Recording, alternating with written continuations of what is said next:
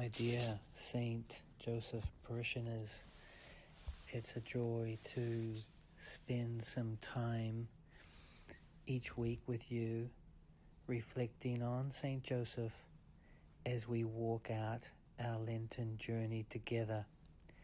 These will be very short reflections, but I hope amongst the other things that you will be doing, the other devotions you have, and just your time of prayer, you will discover the great man that Joseph is and what he's calling each one of us, be we husbands, wives, mothers, fathers, uncles, aunts, cousins, friends, colleagues, whatever the many titles that we hold. Let's put them up against Joseph and ask him for his intercession. So Pope Francis, in this letter, Patris Cordate, speaks into this great man.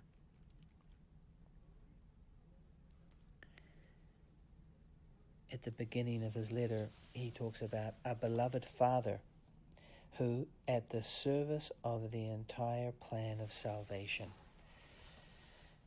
So, it's amazing to think that, isn't it? You know, here we are 2,000 years later meditating and remembering Saint Joseph, whose name is on so many parishes and so many stained glass windows and so many other things, and so many other devotions. He's the patron of the universal church, patron of the dying, carpenters, the workers.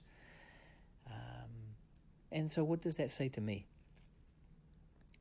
I too have a mission, and that mission is clear, especially for those of us who have chosen our lifelong vocations.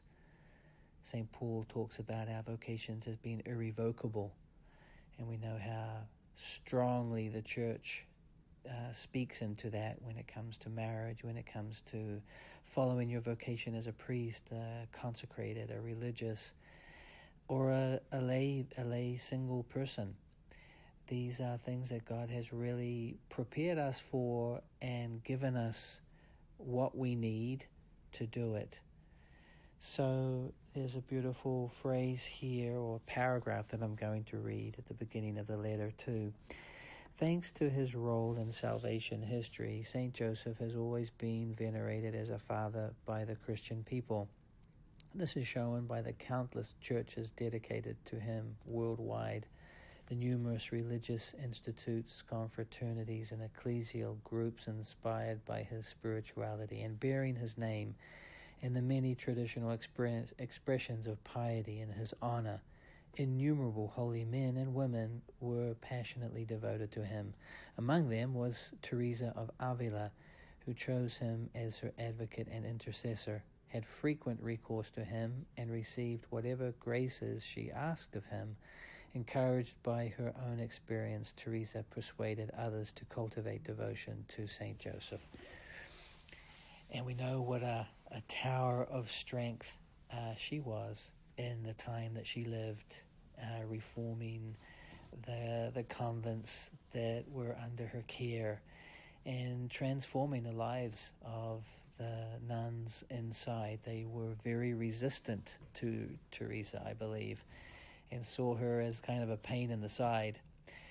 But in the end, they realized that she was a towering spiritual person that would give so much to them in the end.